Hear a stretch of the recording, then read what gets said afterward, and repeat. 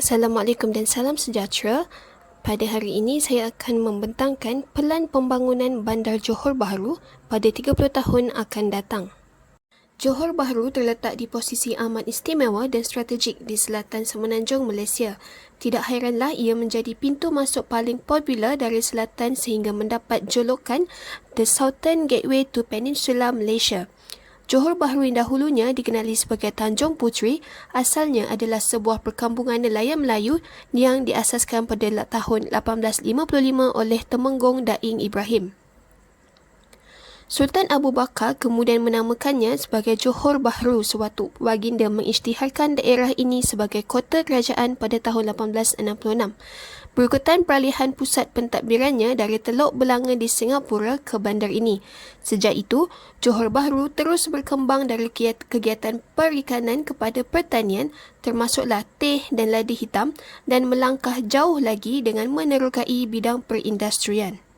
Menjelang wawasan 2030, saya ingin menjadikan Bandar Johor Bahru sebagai bandar lestari, melahirkan masyarakat yang mempunyai kesedaran dalam memanfaatkan penggunaan sumber alam yang optimum, menjadikan Bandar Johor Bahru sebagai bandar yang telus dalam pengurusan sektor ekonominya yang membawa kepada kesejahteraan penduduk.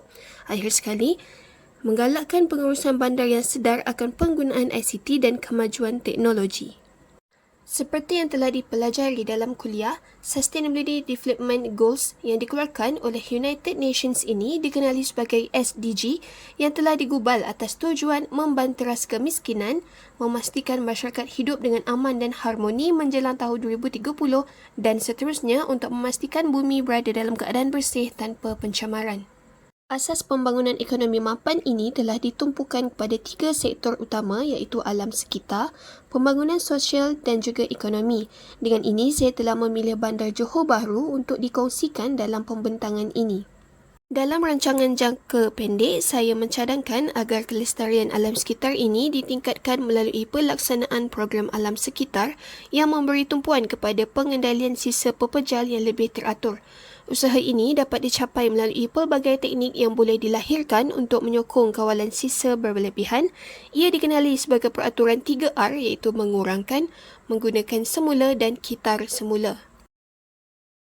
Usaha ini perlu diteruskan lagi dengan mengadakan program kesedaran akan penjagaan alam sekitar.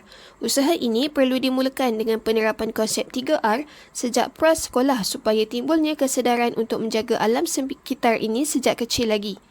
Usaha membangkitkan kesedaran komuniti tempatan juga dijalankan dengan melakukan pembersihan serta sistem pemaritan dan penanaman semula pokok. Program kesedaran ini akan memberi tumpuan kepada pendidikan dan kesedaran awam mengenai pentingnya menjaga kelestarian alam sekitar sejak awal. Bagi jangka masa panjang, saya mencadangkan agar pelan pembinaan Masjid Lestari ditubuhkan. Dalam penubuhan Masjid Lestari ini, 4 elemen utama akan diterapkan iaitu penggunaan tenaga mapan berskala, penjimatan air, pengurusan sistem sisa buangan yang sistematik dan penggunaan produk hijau. Pada tahun 2030, terdapat masjid yang dibina dalam gaya alam yang berfungsi sebagai penapis hijau yang dapat menjaga kitaran ekosistem di kawasannya. Selain dari menjadi pusat ibadah, masjid ini juga boleh dilewati oleh orang ramai kerana satu-satunya masjid yang telah mula menitik beratkan kelestarian alam sekitar. Saya teruskan lagi dengan pelan pembangunan sosial pada jangka pendek. Saya mencadangkan agar Bandar Johor Bahru mewujudkan pusat bela nasib gelandangan agar kehidupan masyarakat yang tidak bernasib baik ini dapat dimajukan. Kemudahan asas akan diuruskan oleh petugas yang terlibat dengan menyediakan keperluan membersihkan diri, penyediaan makanan yang mencukupi dan kemudahan rawatan kesihatan juga disediakan. Di sini, kerjasama antara pihak NGO dan petugas pusat digalakkan agar pusat kemudahan ini dapat dijaga dari segi pelaksanaannya yang lancar dengan adanya sumber kewangan yang mencukupi. Situasi kepadatan Bandar Johor Bahru yang dibanjiri dengan kepesatan penduduk yang menggunakan kenderaan di atas jalan raya telah menyebabkan berlakunya kesesakan lalu lintas yang sangat teruk. Oleh itu, dari segi pelan pembangunan sosial pada jangka masa panjang pula, saya mencadangkan agar Bandar Johor Bahru menubuhkan pengangkutan awam seperti LRT, KTM dan sebagainya. Usaha ini dapat membantu meringankan kos sara hidup masyarakat awam yang sentiasa memerlukan kenderaan untuk bergerak ke tempat tujuannya dengan membiayai tambah yang lebih dan juga dapat menjimatkan penggunaan minyak petrol. Kemalangan jalan raya juga dapat dielakkan kerana kurangnya penggunaan seperti kereta dan motosikal di atas jalan raya. Dari segi pelan pembangunan ekonomi pada jangka masa pendek, saya mencadangkan agar pemaju industri kreatif dapat dilakukan.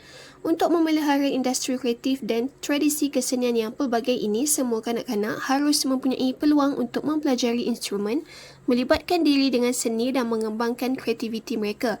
Manakala penggiat seni dan industri kreatif perlu mendapat sokongan sepenuhnya untuk meneruskan agenda seni dan kreatif negara. Dalam jangka masa panjang pula, sektor ekonomi dapat dikembangkan dengan menaik taraf sektor pelancongan di Johor Bahru. Gerak kerja bagi membaik pulih dan membaiki beberapa destinasi pelancongan dan tempat tarikan pelancong ini perlu dijalankan bagi menarik kehadiran pengunjung ke negeri ini. Bangunan bersejarah dan lanskap Johor seperti Muzium Diraja Sultan Abu Bakar, Muzium Tokoh, Zoo Johor dan air terjun Kota Tinggi perlu dibaik pulih dari semasa ke semasa agar dapat memudahkan para pelancong untuk meneroka keindahan budaya yang dimiliki oleh Malaysia. Itu sahaja daripada saya. Sekian, terima kasih.